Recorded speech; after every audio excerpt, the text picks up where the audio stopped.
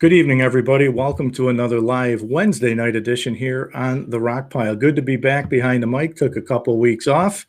Needed a little rest, but it's good to be back with everybody tonight. If you're watching on LinkedIn tonight for the first time, I appreciate that. For my fellow YouTubers and Facebookers, always, as I always say on this show, if you have any questions or comments, put them in the comment box, and I'll try to pull as many questions over as I can. You can always watch the replay as well. I'll keep them posted on all three platforms. So I'm excited to bring on tonight's guest, another Rome Sports Hall of Famer, another Roman.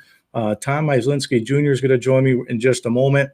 If this is the first time you're watching, just make sure you hit the subscribe button on YouTube, and you can catch all these shows on the Rock Pile. You can also catch the Mohawk Valley Sports Watch on Saturday mornings on WKAL 1450. Those interviews are also posted as well. So without further ado, let's bring Coach on now. Hey, Coach, how are you? Good, Rock. How are you? Thanks for having me. Awesome to have you. I appreciate you taking the time tonight. No, anytime. I'm looking forward to it. We could have did it when I was up in Rome about a week ago. I know. I didn't know you were in Rome. If you were in Rome, we could have had you at the radio station on live with us and everything. Yeah, I had a good time. I caught up on a lot of my old eateries with my old buddies, so we had a good time. Went to Utica for some dinners, went to Rome for some dinners, so I made sure I got my fill in Italian food when I was home. Now, you said prior to coming on, that was the longest you've been home since you were in Tennessee, right? Yeah, probably. It was just a home, probably about 6 days total, and I can't remember the last time I've been able to be home for that long. So it was, great to go home and talk to mom and dad, and catch up with a lot of buddies, and just reconnect and catch our breath. So speaking of the Rome piece, let's talk a little bit about Rome first. Growing up in Rome, what that meant to you, for you, your family, and your brother, everybody. What did it mean to you growing up right here?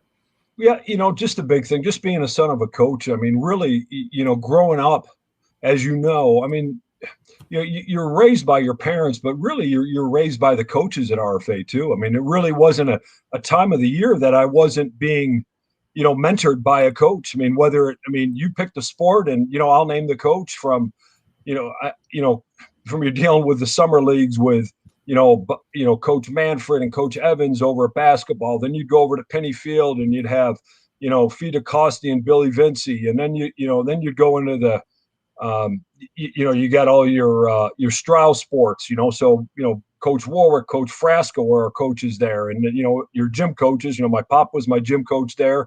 Debbie Davis was the gym coach there. Then you go into, high school, then you're dealing with Coach Bruce, Coach Hoke, Coach Ryan, Coach Gelati, Coach 80, you name them all. I mean, you're really influenced by all the coaches. The one big thing about it too is you can never screw off, because if you did, they were always watching, and they tell Pop. So that's kind of what you didn't want. And you mentioned a lot of those coaches, they're all legends, and my son's too young to really realize it yet. But I always say I was so blessed to play for a lot of those coaches you mentioned, Coach, including your dad. We were so blessed, even from like Pop Warner to Farm League to summer baseball at Franklin Field, all the way up through. I think a lot of us were spoiled now when we look back at all that time.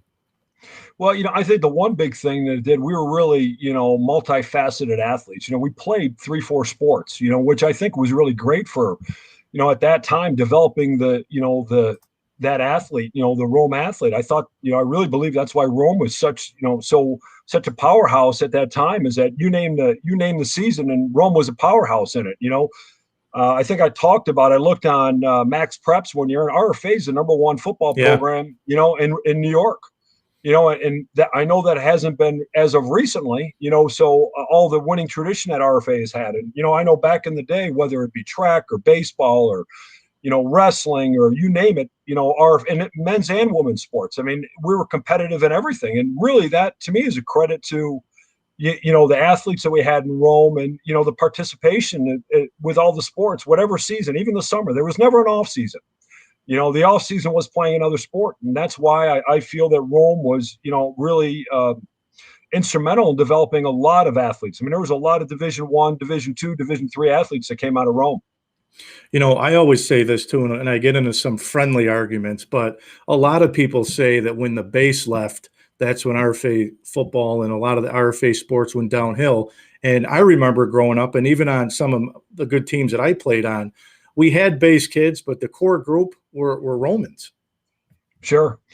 Yeah, I mean, you couldn't. I mean, and you all grew up, and we all grew up playing together. I know early on, like baseball, there's, Rome National, Rome Federal, and then Rome American. But then eventually, when you get the Pony and Colt, you're still kind of playing separate teams. But then you play, fresh JV ball together, varsity ball. So you always played together. Always you knew the competition.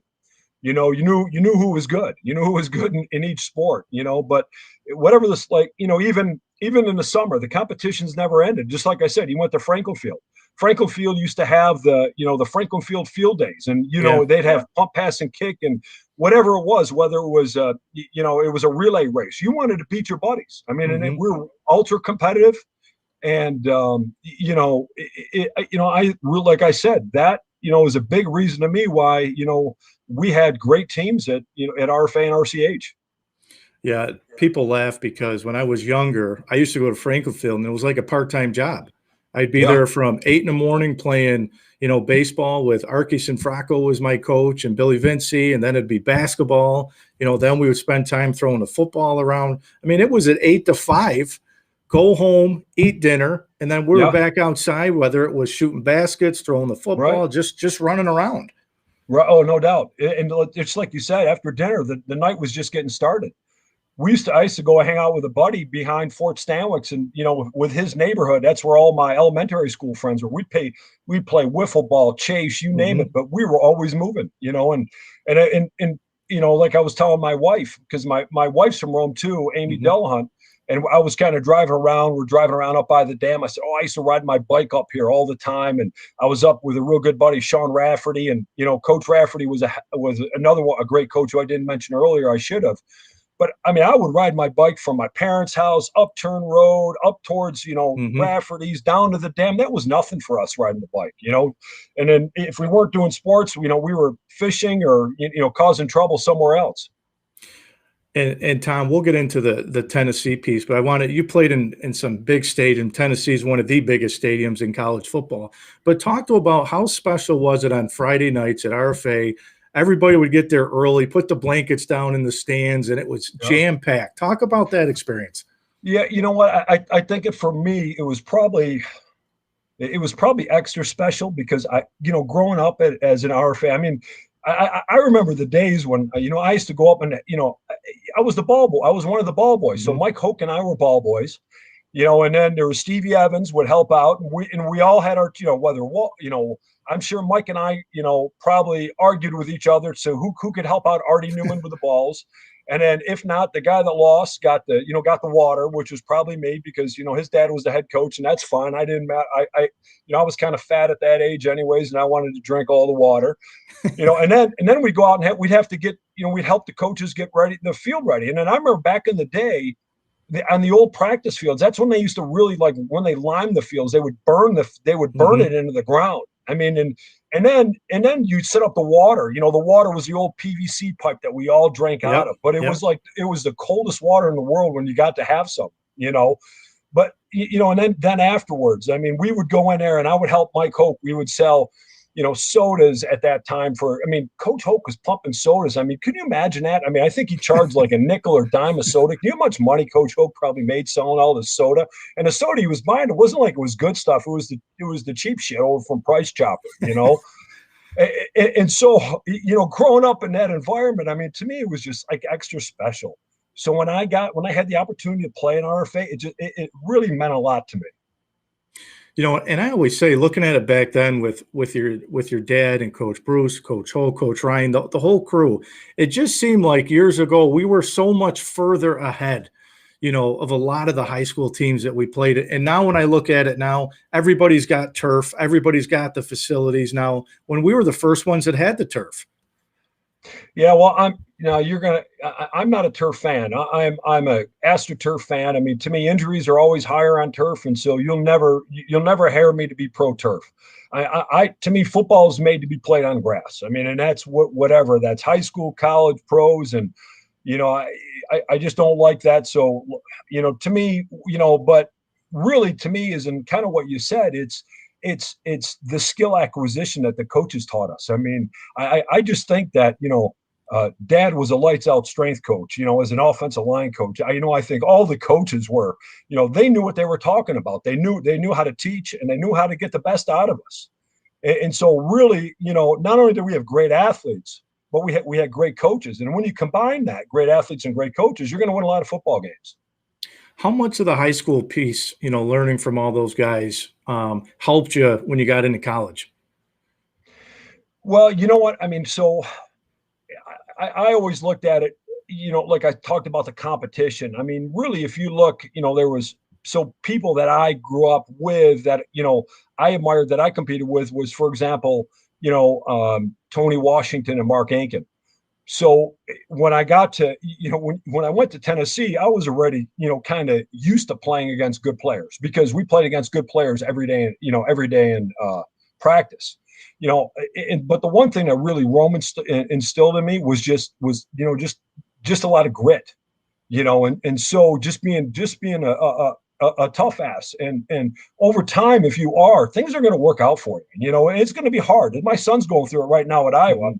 I'm repping the Iowa garb up top, and then I got the RFA hat I on, like and I it. got a pair of. I dug out some old Jet Zubas. I think my old man lent me these Jet Zubas from when he got drafted by the Jets. So I'm repping all my kids here today. But you know what? It's he's going through it at Iowa. It's tough. There's a bump in speed, and everybody, especially in a strength position, guys are bigger, stronger, faster, and you got to get used to it. And there's an adaptation that goes on. And you got to elevate your level, in order to play at that level. So, he's going through it. I had to go through it. And then once you go through it, you kind of adapt to it. And then if you're lucky to play on in the next level, then, there's another adaptation that goes on. But it's really hard for big guys to go in, from high school to take that next step and play in college, to jump right in and play, versus other, big, strong guys that are probably 4 to 5 years older than they are.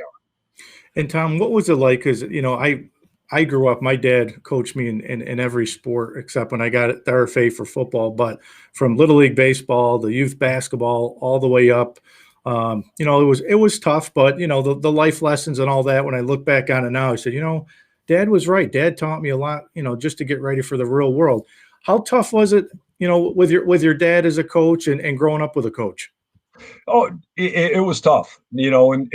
It'd go home to the dinner table, and I was hard headed and he was hard headed, but you know what, it was good. I needed it, and so he a lot, everything that he's taught me has kind of, I came over, and I, as a father now, I've instilled in my kids, the value of hard work, and just and when the going gets tough, the tough get going, the old adage, but it's true. We were lucky to have our parents to do that for us, Mm-hmm. and it really, it enabled me to kind of set the foundation of who I am as a person, and really to set me up for a successful career of playing in the NFL and coaching in the NFL. I've been in about 25 years, but everything that my mom and dad taught me, that they instilled in me to this day, my wife and I teach our kids. But it was tough. We had a lot of drop down battles, and I remember, we'd be eating dinner, and he'd be pissed at me, for example, that, maybe I had a bunch of shitty run blocks out of practice, and we'd go right back over and drive block that sled. But you know what? It works. I mean, that's, and I had to learn, and I'm sure at times that he wishes he wasn't as tough on me. But it's all part of growing up, and it was perfect. And Tom, I forgot too. Talk a little bit about your senior year. You had the bad car accident, so you ended up missing your senior year. Talk a little bit about that. Yeah, it was actually after our first game. So I think we played FM our first game, and then the day after, was Saturday. We went up to watch RCH play, and they were playing Howell Patton, and consequently, my wife was one of the cheerleaders for RCH, although I didn't know it at the time. And then coming home, I was actually coming home to serve 5:15 mass, and we on the back side of the base. I can't recall the name of the street, But we went around the corner, it was wet, and we smashed in a telephone pole. So I had a bunch of stitches in my head, and I had a hairline fracture in my femur, and thank God the driver was okay, and the passenger was okay, and really I was okay. But it was a life lesson. Really, let me know that, hey, I'm human, and you got to take things serious, and don't take life for granted. So it was important part, and really it was probably the first big challenge I ever had in my life, was overcoming that. Because at that time I was, recruiting was a lot different then. They really didn't recruit you to after your senior year, so I really didn't have much film my senior year. The big reason why I went to Tennessee is that Tennessee really didn't have much tape on me but my junior year, but they really wanted to recruit me for track and field. And the reason why I went to Tennessee was simply because, they were the school to go to for dual sport athletes. So at that time, I wanted to be a shot put and discus thrower in college, hammer thrower, as well as play football. And Tennessee was the school to go for. They were anywhere between, had the Willie Galtz and Sam Grady's and Anthony Hancocks. I mean, those guys were, they were it at that time, and that's what Tennessee was known for. How tough was it to play two Division I sports at the same time? One's tough enough, but how was it to play both? You know what, Rock? I didn't think about it. It was just like we did it in Rome. We had to go. We went to school. After school, we went to practice. Then we did our homework. We went to bed early. And we got up, did it the next day. So I really didn't think twice about it. But once I learned, the best thing is that once I learned, and if we placed in SECs, we got out of spring football. So my freshman year, everybody had to go through spring ball. But after that, they said, hey, as long as you place in SECs, you don't got to go through spring ball, and you're free to do outdoor track. And let me tell you what, I never went through spring ball again. Spring ball is tough. I hated spring ball. Well, it was just a lot of extra work. I mean, because you were up in the morning, and I think practice was early. Then I'd have to still go to track practice in the afternoon. But I was sleeping in, and my buddies were getting up going to practice. I used to laugh at them. I said, well, if you guys were as talented as I was, you wouldn't have to do that shit.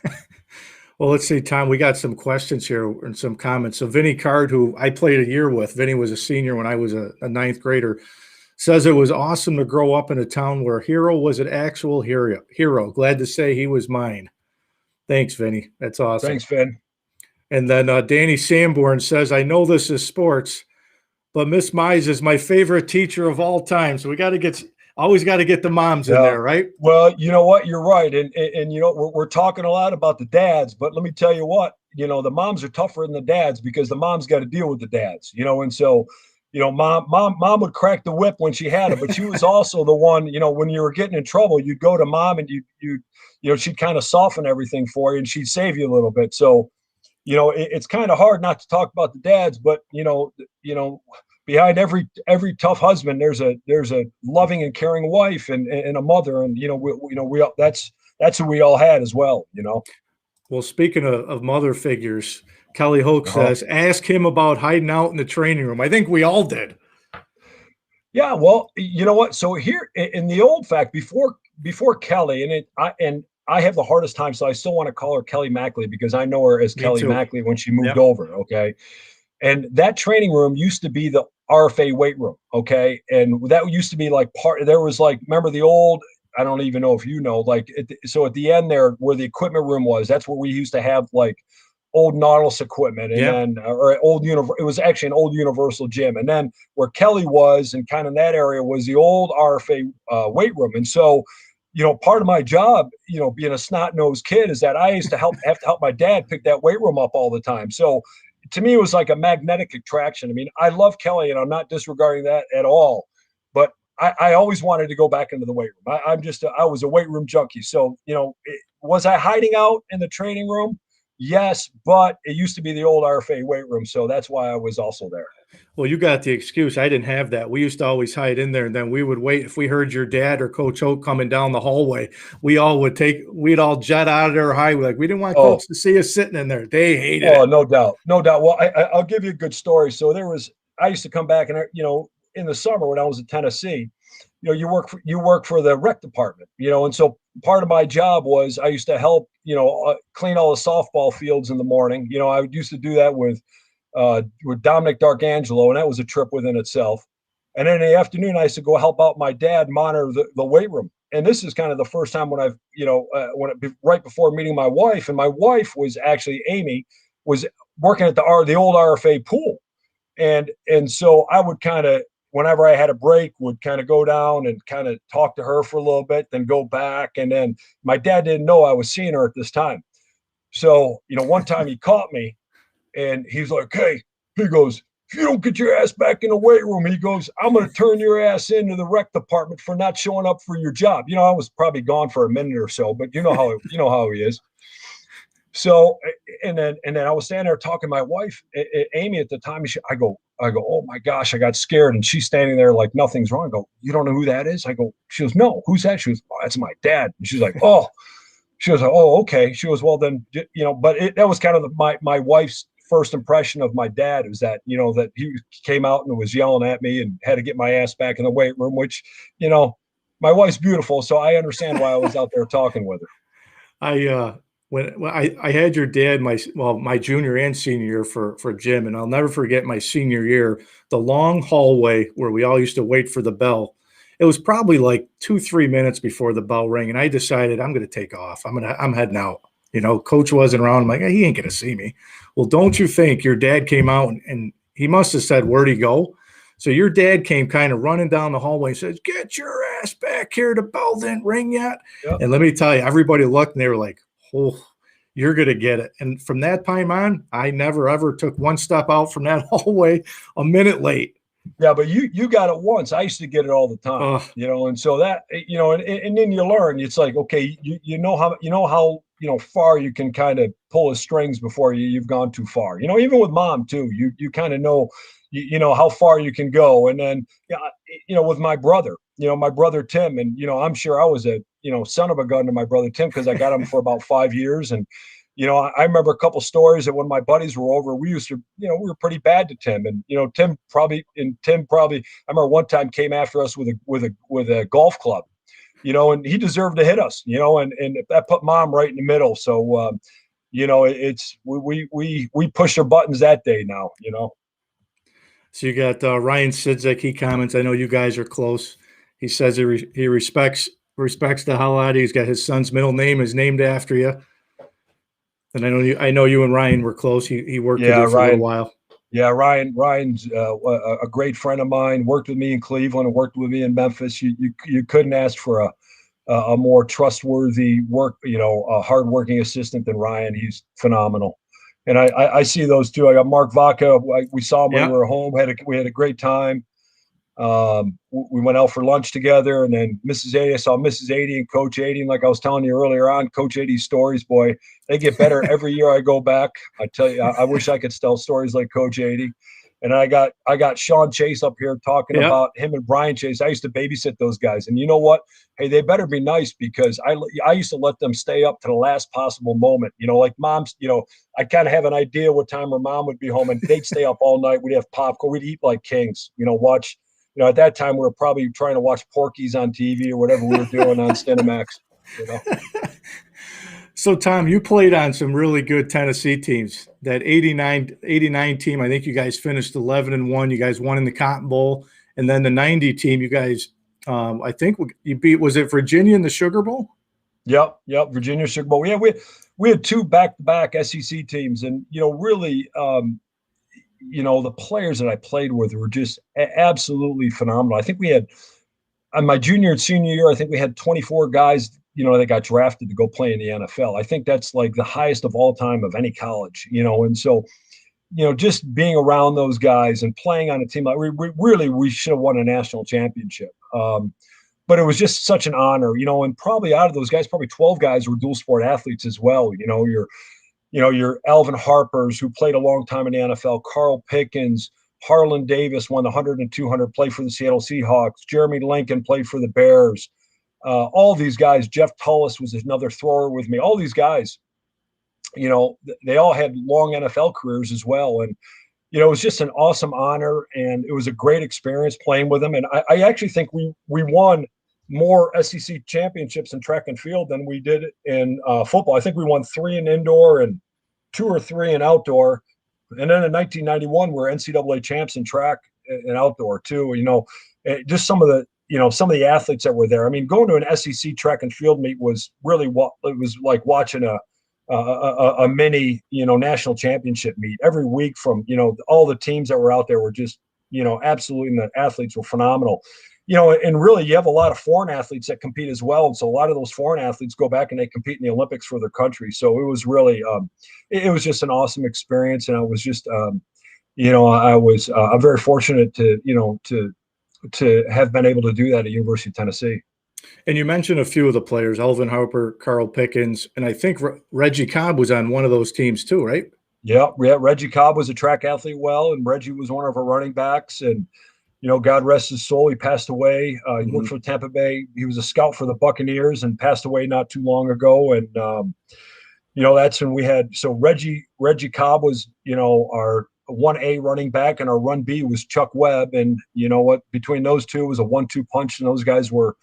They were phenomenal. The offensive line that we played with there. I played next to Charles McCray, who was drafted in the first round, and I played next to Bernard Daphne, who got drafted high as well after that. And then, our center didn't play long in the NFL, but was an NFL caliber player.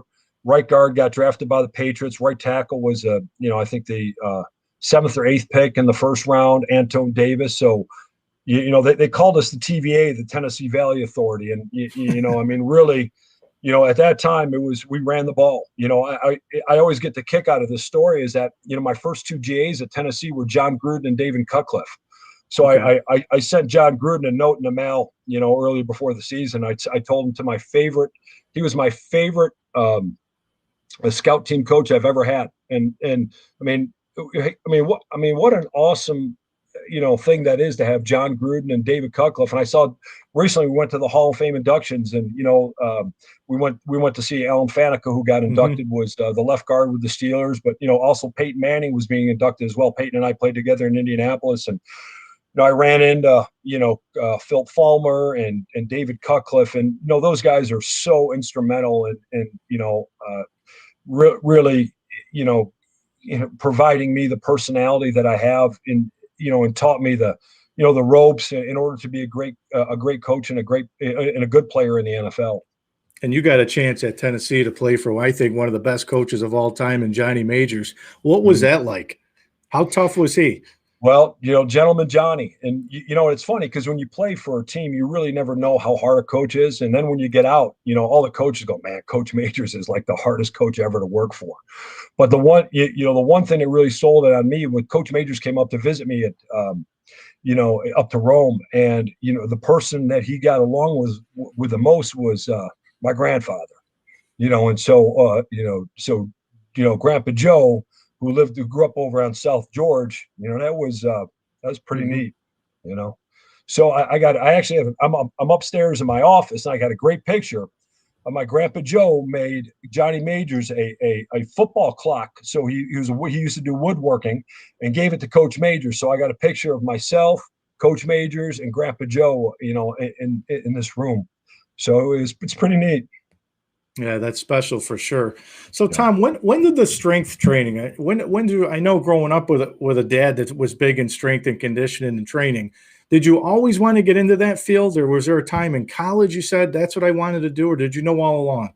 You know what? Just growing up in the weight room and being around guys all the time, and then seeing the benefit of it. Seeing how it improved you as an offensive lineman, and being a strength-based athlete, offensive lineman, shot putter, and really how important the weight room is. And then I went to Tennessee, and still continuing to work hard at becoming strong in the weight room. And I'll be honest with you, I used to come home every summer from Tennessee. And most schools now, they make you stay and train. Cutcliffe and I were talking about this when my son was being recruited to Duke. David Cutcliffe, told my son the story. He said your dad was the only player we allowed to go home because he always went home and came back stronger than he did when he left. And to me, that's a credit to to RFA. I mean, and that's and Dad put the work up on the board, and you had to do the work. I mean, that's what it was.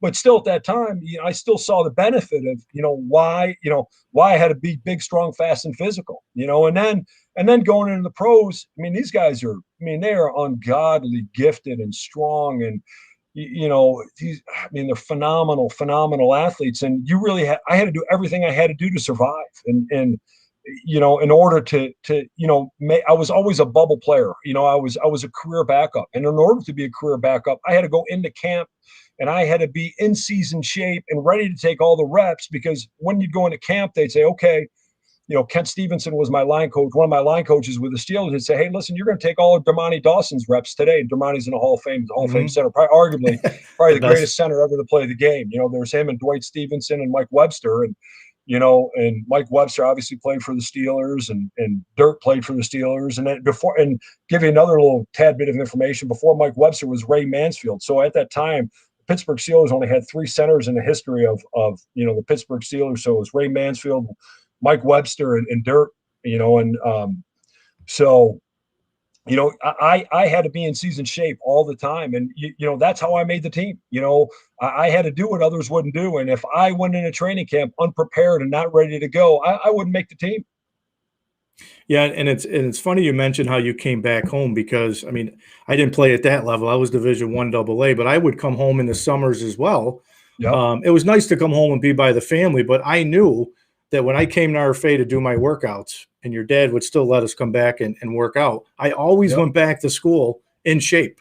There wasn't one year I was ever out of shape, and I always came back and did the workouts home. Yeah, and that was great for the younger guys to be able to see that too. I mean, just the guys that were underneath us, they saw us all come back and train and prepare, and that's how they realized how important it was to do, to take care of themselves as well. And so really, and that's what you want. I mean, it's you want that accountability, you want that vested interest, because really, if a team's going to succeed, the players got to run the team, and they got to be accountable, to each other.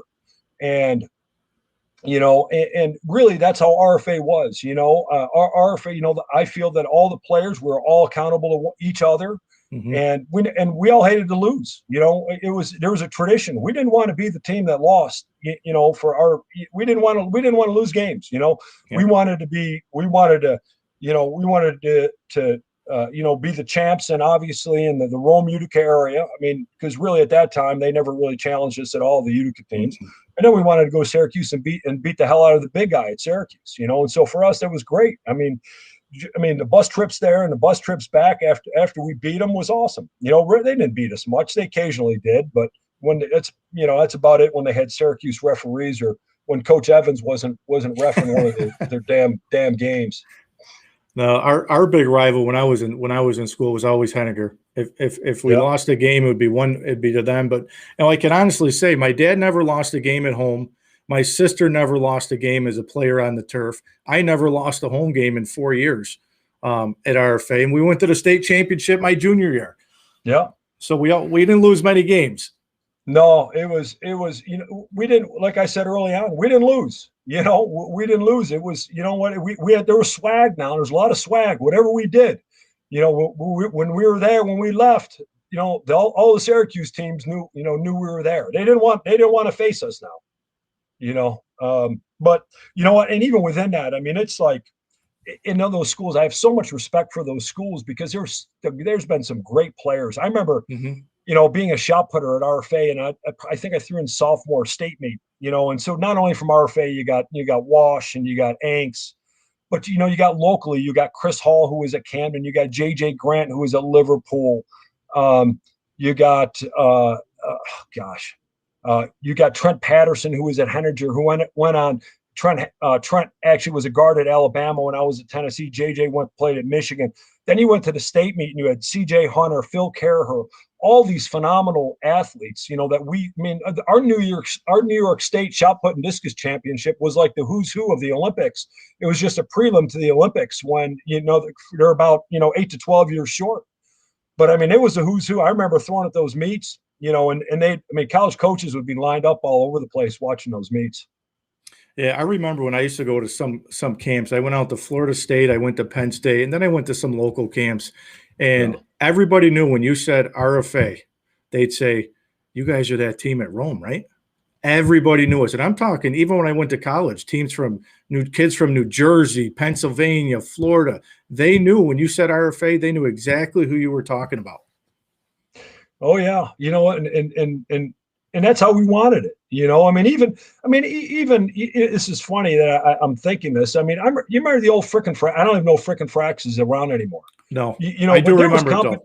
Right. And that's where, pizza and wings, we used to go to frickin' frack. But I remember we used to do like a kind of like a commercial for frickin' fracks, RFA and RCH. So like the O line would be for RFA and the RCH would have, and there was competition even doing a commercial. Mm-hmm. So and there was a healthy respect for. When RFA, when we weren't playing, we always wanted RCH to win too because we had a lot of friends that went to RCH, and it was just a Rome dominance that we wanted, and that's, to me, that's what it was all about. We were all proud to grow up in Rome. And Tom, when you got drafted, what was it like to get, whether I'm sure you probably got the phone call, but what was it like to actually get the call, share that experience with your family? And I know your dad had the opportunity as well, but what was that experience like? Well, it was really special for me because I grew up a Dallas Cowboy fan. So, I was kind of growing up. I was a Jim Brown fan because, being from upstate New York, Mm-hmm. and I love the Dallas Cowboys and I love the New York Yankees. It's kind of, I guess, a front runner a little bit. I really was not a fan of the Pittsburgh Steelers because the Steelers used to whip the Cowboys' ass. They did in the beginning, in the 70s and early 80s. But being a Cowboy fan growing up, I kind of, one of my idols was always Roger Staubach. So when I got drafted by the Cowboys, it was a dream come true. And then conversely, I went to training camp with the Cowboys and it was our first padded practice, and I got hurt. And that's just now you're learning the business of the NFL, and then I bounced around, but eventually I got to go back to the Cowboys and play for Chan Galley, and I was able to start for him. So it's funny how things worked out. So growing up, always a Cowboy fan. I remember all those games. All the Cowboy. All those old games against the Steelers, and then playing for him was awesome. And then meeting. I remember at our first St. Edward's University was our training camp, and that was in 1992. And Roger Staubach was there the first night, so I got to meet him. And that to me was just it was just like it was an awe moment for me. It really was awesome to get to meet one of your heroes, and it was really cool. And then just being around the Cowboys for the time that I was around, you just seeing all these old players that would come in. You'd see the Randy Whites come in, Robert Newhouses come in, and however they were involved. One thing that really stood out to me when I was there at Dallas, I didn't, you don't really understand how important it is when you're a rookie in the NFL. You're still in kind of the college setting and kind of think you're still on scholarship. And then I remember lifting in the Cowboys weight room, and I looked out in the field, and this is old Valley Ranch when the Cowboys were there. And there was a sled that was like on the third field, and Jim Jeffcoat was out there hitting the sled, and everybody else was gone. So at that moment, I realized that, okay, this is a different game. You have an older gentleman who's probably at that time was probably on his backside of his career. And I've never told him this, but he was so influential to me to actually see him out there working, perfecting his craft and his trade. It really kind of, brought things to light for me, how important it is, and now when you look at, athletes, if you want to succeed in the pros, there's 4 things you have to master. So there's physical preparedness, there's mental preparedness, and there's technical and tactical. And there you had Jim Jeffcoat was working on his tactical ability of playing defensive end. And I know that he was deliberately going through plays in his mind. And so, to me, it really was an awesome lesson for me of learning of how to be a pro. Did you ever have, and I asked Arkis and Frocco this question too, did you ever have that wow moment when you finally got on the field in the NFL for your first time to say, here I am, some kid from this small town of Rome, New York, who made it all the way to the NFL? Did you ever have that wow moment? Yeah, you know what? I really grew up more of a pro football fan than a college football fan, so, probably just getting drafted by the Cowboys was kind of that moment for me. And then being an offensive lineman, if you're not one of the 5, you really don't play much. So I really didn't play till I got to Jacksonville in '95, where I live now. And so, I'm, to this day, they were instrumental in me getting on the field and me getting tape, and that, which then that allowed me the following year to go to Pittsburgh. So, playing for Tom Coughlin, who, played at Syracuse at the same time Dad played at Maryland. I learned the other day that when Syracuse beat Maryland in '67, Coughlin threw the winning touchdown pass to beat Maryland. My dad's never told me that, but I think that was kind of funny when I saw Coughlin the other day and he was telling me that. And but that was kind of getting on the field for the Jags in '95 was finally as a starter, and being patient with the process and trusting the process and just keeping working hard and never giving up. I mean, it was rough the first 4 years. I bounced around. I got hurt, and I lost a lot of confidence, and I had to re-earn my confidence, and I had to work my way out of it. It's just like everybody else has to do with a job, and I had to go back to my roots, and I had to be tough and keep working hard and keep trusting and keep perfecting my trade, and keep learning that lesson that I learned from Jim Jeffcoat when I was that rookie at Dallas. And then once I started playing, you start getting better, and once you start getting better, and you become accountable, and coaches are able to trust you, and that's how you're able to stick in the NFL. And Tom, everybody always says you're an injury away from getting in a game, and you got to be prepared, because when you get your number called, you got to be ready. But I wanted to ask you the question about the strength training piece, because you've been in college, you've been in the NFL. What's the big difference from the college to the NFL as far as strength training goes? And it's like anything, right? If a head coach comes in, that head coach leaves, they bring their own staff, you get bounced around a lot, same thing in the NFL. But what are some of the main differences? Well, I mean, the biggest thing is really training needs to be individualized for the person. I mean, for the position that you play. And so, to me as a strength coach, that's kind of always been, that's what I've always tried to do for my athletes. And I'll give you a story. When I was playing for one team in particular, I won't tell you the team. This is right before we were dismissed to go home for off season 2, which is kind of the break before training camp. And they were doing timed 40s. But better yet, we were doing timed overspeed 40. So I was getting towed by a rubber bungee. And the person towing me was actually Jeremy Lincoln, who was, I said earlier, on our 4x1 team at Tennessee. So he was a speed-based athlete. And at the end of that, I ran a phenomenal 40 time, but I also had an insertional rupture of my hamstring. And so, that actually put me out for the beginning of training camp. And so really, as I became getting into the strength and conditioning field, I realized that, number one, running the 40, okay, is really irrelevant for an offensive lineman. Doing an overspeed 40 is even completely irrelevant. And then that's just something that I just made myself a promise, and my athletes a promise, that I wouldn't do that with the guys that I coach. So to me, everything now is really, really individualized. And so, to me, you have to look at the needs analysis of the position that they play, because as everybody has different offenses and everybody has different defenses. So you need to work hand in hand with your OC and your DC, because there's a certain style of play that they want to have. And then within that, so you're going to have a fitness needs analysis, and then you're going to have, speed needs analysis. Well, how are you going to run the offense? You're going to be an up-tempo offense. You're going to be a traditional power endurance NFL offense. Are you going to run a play every 45 seconds, or you're going to be, more of a no huddle Chip Kelly based, get a play off every 20, 25 seconds. And then there's a strength-based needs analysis. So if you look at the game, and whether, I don't care if this is college or pro, the inside of football, the offensive linemen are strength-based and the outside guys are speed-based.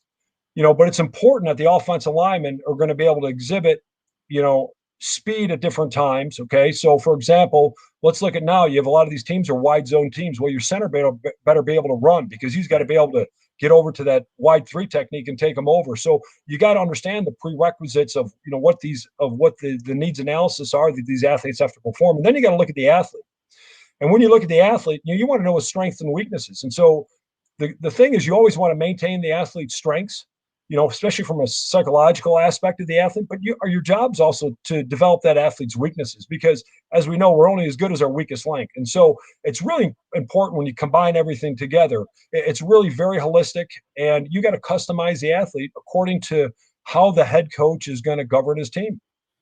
So I got to ask you this question. My son's 9 years old, and I never thought I would ever say this, because I was always so excited my son did flag football for a couple of years, and this would have been the first year he would have been able to put the pads on. And I was so gung ho. I didn't put my son in football this year. Yeah. I was worried about it. Is the right decision, wrong decision? 9 years old, too young to put the pads on with contact. Well, I tell you, I treated each of my kids differently. Um, you know, as I alluded to earlier, all my kids played every sport. And the one big thing with me as a dad, I never wanted to pressure my kids into playing football.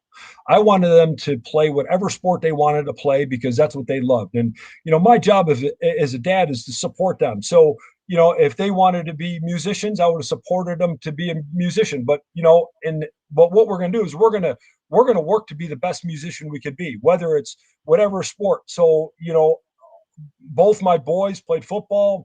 My daughter played flag football. I mean, my daughter was unmerciful. I mean, she's tough as nails now. Talk about flag football. You want her on your team because not only is she fast, she was a college heptathlete.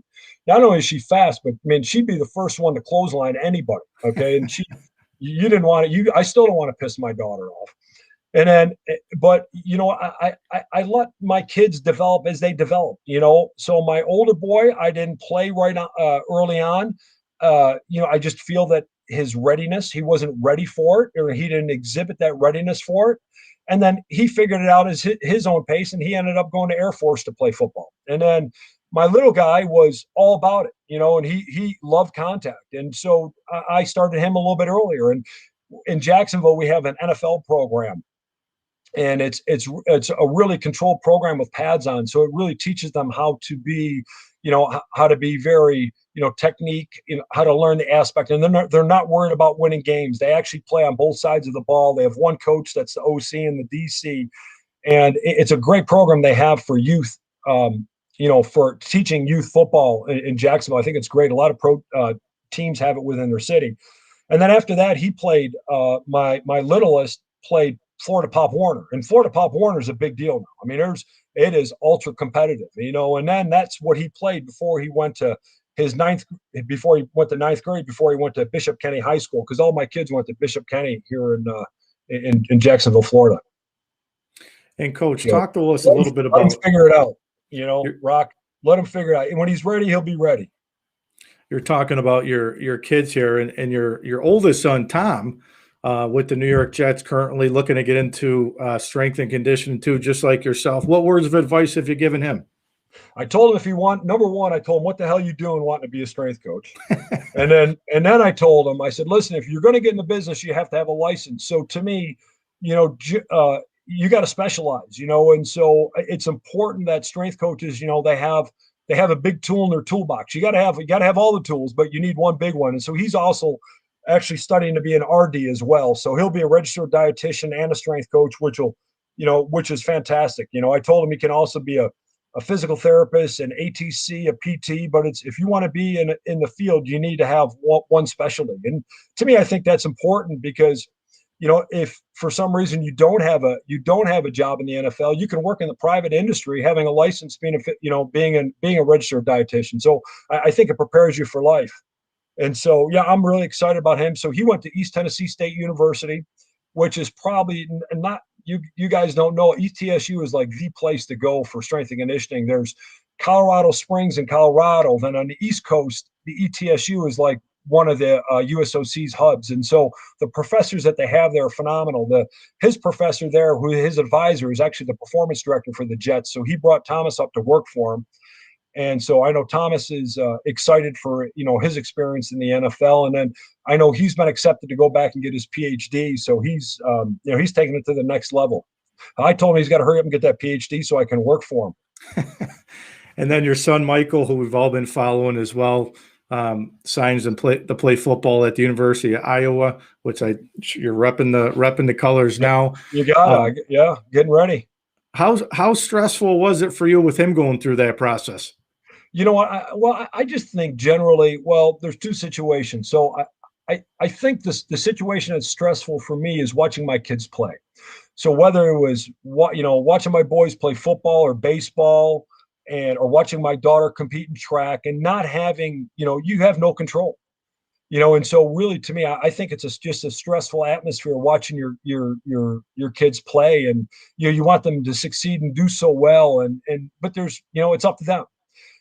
But the stressful for him getting recruited, I don't think it was that stressful. What made it stressful was going through the COVID year, Hmm. because the COVID year, everything was virtual last year. So Michael never met any of his coaches before, he stepped on the Iowa campus for the first time. So he's only FaceTime and Zoom call, Kirk Ferentz and, the offensive line coach over the computer. So he really had no idea who they were as a person. And as you know, it's one thing to do a Zoom call, but it's the next thing to sit across from a man, shake his hand, sit down, and be able to Yep. read him. And Mike, he wasn't able to experience any of the camaraderie of the players to see if he felt, if he felt that he was, accepted in there. How did he like the vibe of the team? So really, all those kids that had to go through that process last year, that's really tough. My heart was with them, because I know how hard it was for us, because we took trips around, and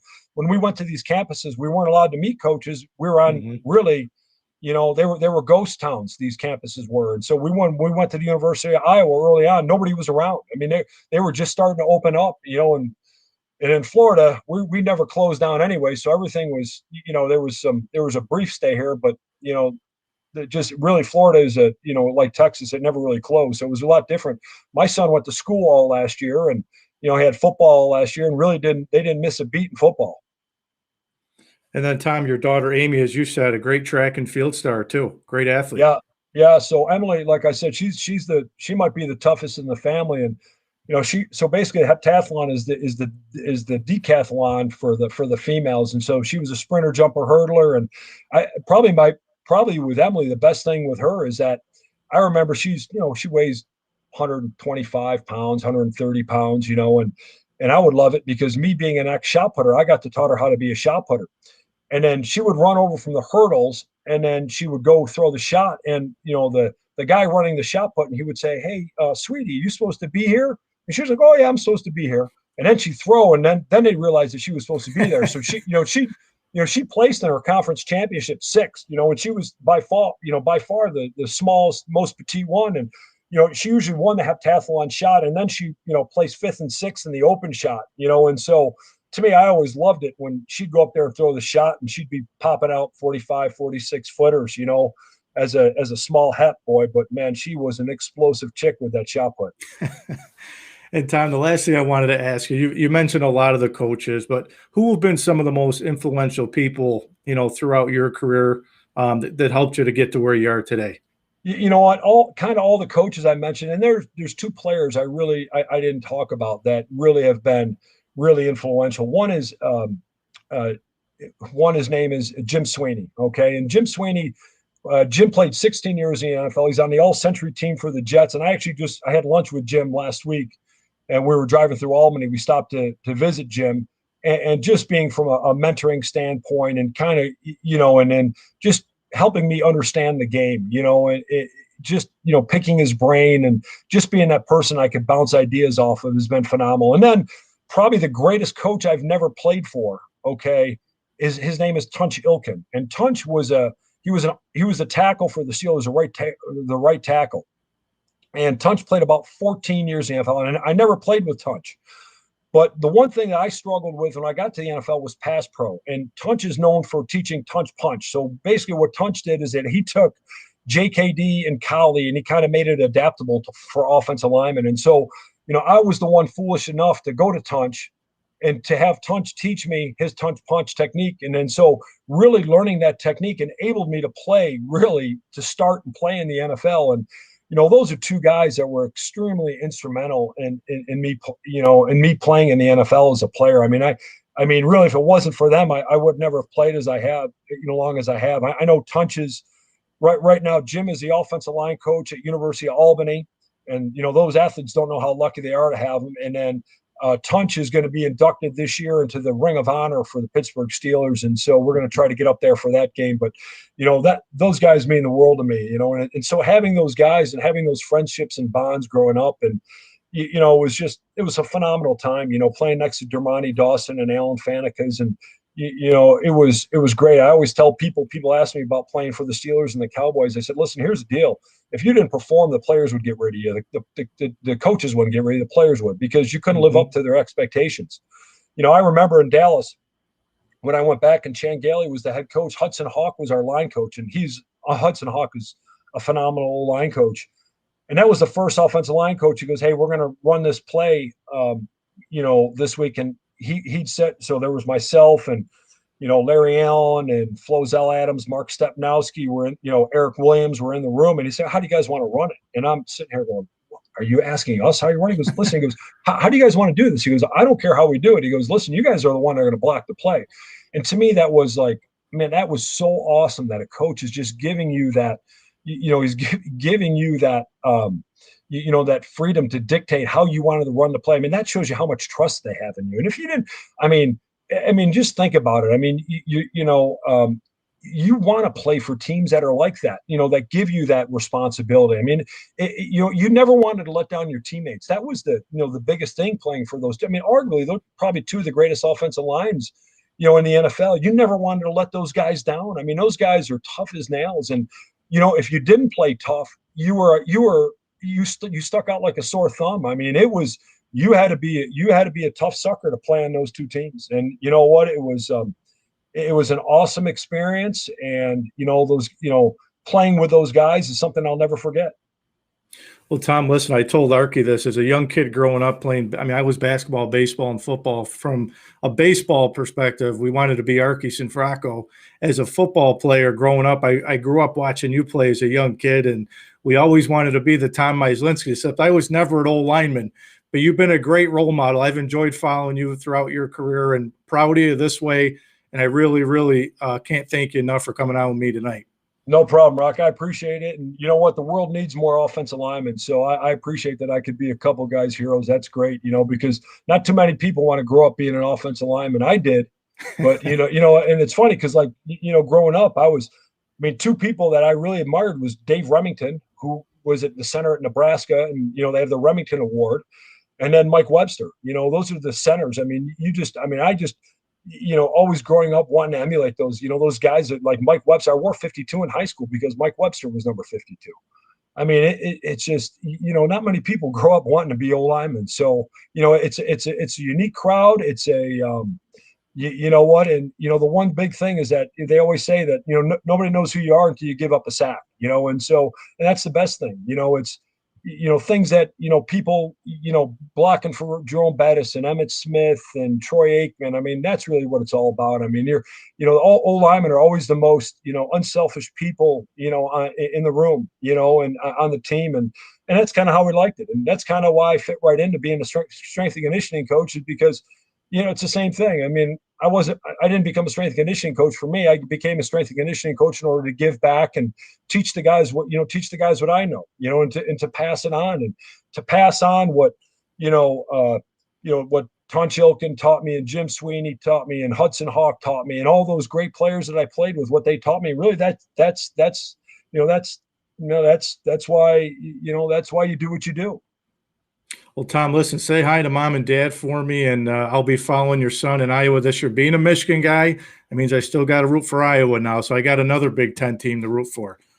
Well, I appreciate it. I'm sure, everybody's really optimistic in the beginning of the year, so we'll see how things go. I'm not really used to following the Big Ten very much, so I got to kind of reorient myself. I got to get used to. Iowa to me has always been just a phenomenal offensive line program and a phenomenal wrestling program. So I'm really looking forward to, watching the O-line play, and I'm looking forward to kind of just watching football in the Big Ten and just being a dad, a husband, and a fan this year. Well, Coach, we'll be pulling for Iowa. We know that. But again, thank you, and say hi to everybody for me. I appreciate it, Rock, and go Hawks. Thanks, Coach. Okay. So that was awesome to have Coach Tom Myslinski Jr. on here tonight. It really, really meant the world to me to have him on here tonight. And like I told Archie Sinfracco, I wasn't a lineman, but I grew up watching Tommy Mize play. I grew up watching his other brother Tim play, and playing for his dad, Big Coach Mize, was an absolute honor, and just another example of another Roman that with hard work, determination, was able to make it and play in the NFL and have a great career after the NFL too. So I appreciate that, Tom. I appreciate everybody tuning in tonight. You can catch the replay on YouTube, Facebook, and LinkedIn. Make sure to tune in Saturday morning to the Mohawk Valley Sports Watch right on WKAL 1450. So I appreciate everybody's time tonight. As I always say on Wednesday nights, the Rock Pile is where dreams become reality. Have a good evening, everybody.